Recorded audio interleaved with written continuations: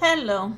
Hello, my name is Artsy the Artsy Sister, and today I wanted to talk to you about the Volume 1 of this Teen Titans comic in the DC Universe Reverse. In Volume 1, Damian Knows Best. Like, it's basically how Damian ended up joining the Teen Titans, or how he forced them to join his new Teen Titans, his team and whatnot, because he didn't like the chumps he was running with Ra's al Ghul and whatnot.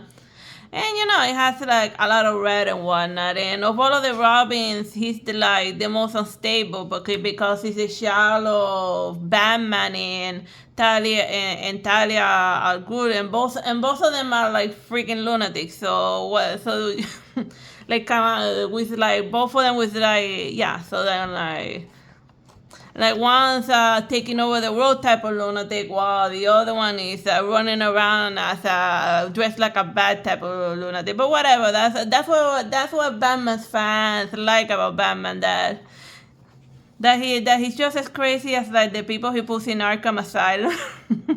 But whatever, we're here focusing on his fails on Damian. Yeah, like I remember canonically, like all of most of the Robins end badly.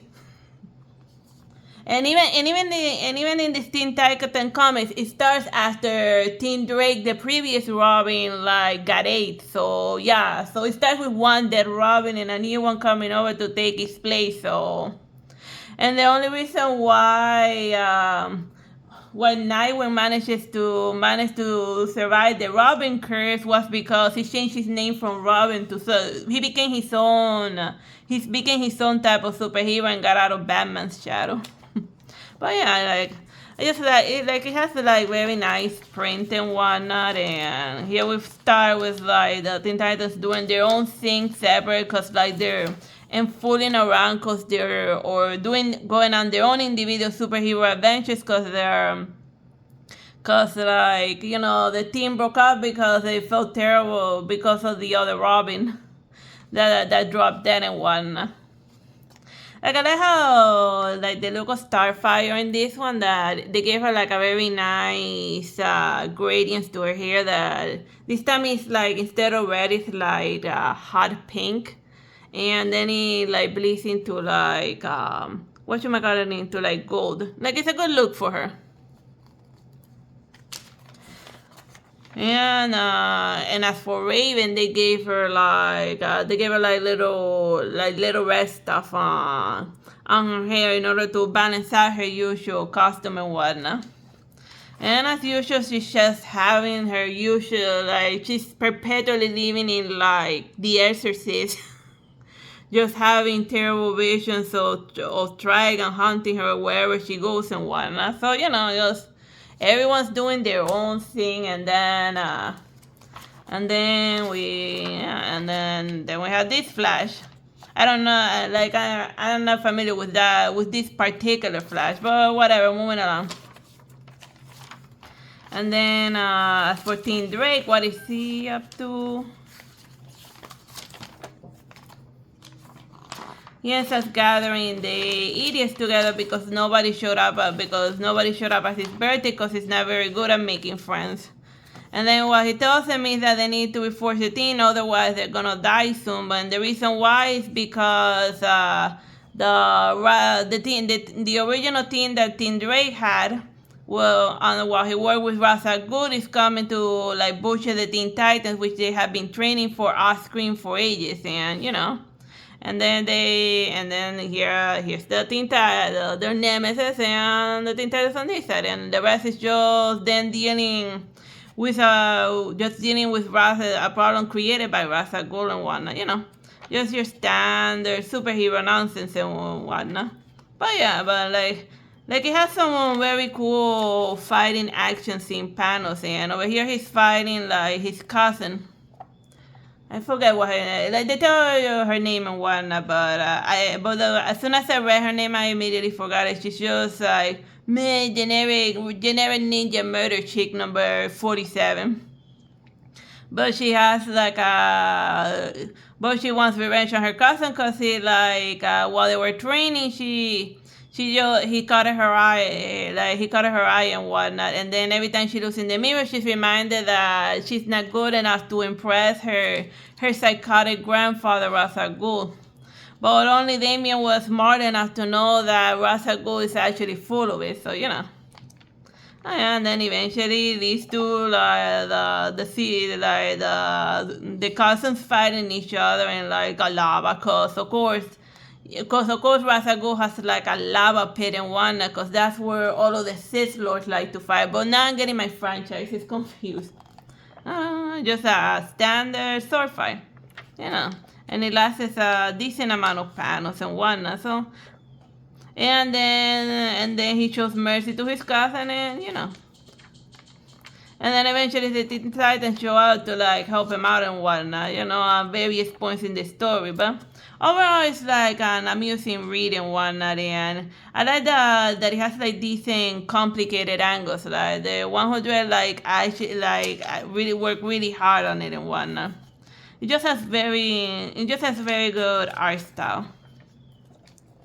And a heavy usage of the color red, so that's something to consider, because like every time a comic uses like the color red, it like it's very expensive, because like the color red is like uber. It's like one of like since I publish my comics every so often and whatnot, like I know that every time I have to add the color red on something, or even in my children's books, it gets like the print price ends up going from like, it ends up becoming 3 times as expensive. I don't know why the color red is so expensive. Like if you're like somebody who publishes comics, is it like Amazon just being an arbitrary jerk, or is this color red that Damian's wearing like the most expensive pigment on the planet? Well, whatever. So like if you're a Teen Titan fan, just give it a read and whatnot. I hope you find it amusing and whatnot. Oh, and Batman shows up in the end, but for like a cameo, just to like sit there and be Batman pretty. So that's why I didn't even bother to mention him. And that's why even Damian be like, so you didn't show up on my birthday, and when you actually managed to show up to try to help me, the fight is over. So like, screw you, man. So yeah, but then again, Batman didn't have like his own. Batman is just continuing the tradition of being a neglectful father, see, because his father like spent most of his time taking care of patients without while Batman was raised by his butler, who may or may not be his father, depending on which comic you read. Like, it has implied that Alfred is Batman's father in some comics or other, but you know, it's an urban legend. So in this case, Damian has 2 grandfather figures that are always telling him which path to do.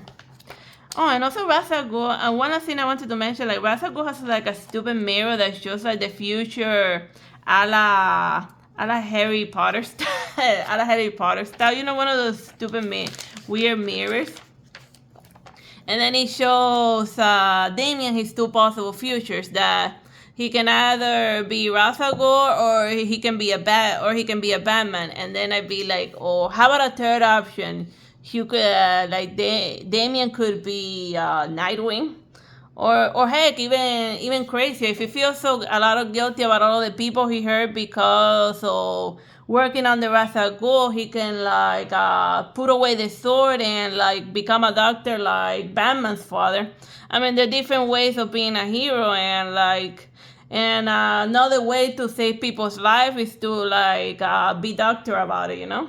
It's just low-hanging fruit, and since his father, Bruce Wayne, is like a millionaire, of course he'll have the resources enough for him to become a doctor, but then again, Damian has like a lot of anger issues and whatnot, and most of his solutions to things is just to stab it with a pointy end. So it will be like a serious character arc to turn him from a violent individual into a peaceful doctor. But it's just a crazy idea, but whatever.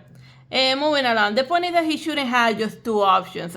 People are full of possibilities, and he doesn't have to be Batman or Ra's al Ghul if he doesn't want to, or even a Robin for that matter. Anyhow, I hope you found amusing my review of this Batman, of this Teen Titans story, even though it was a Teen Titans story hyper focused on one of Batman's little Robins. And Batman makes a cameo as a reflection and as a person somewhere in the end. Just to like say, oh, I'm here for you, though. I'm here for you, Damian. And then he'd be like, dude, the battle's over. You came too late. Bye. You know? Well, whatever.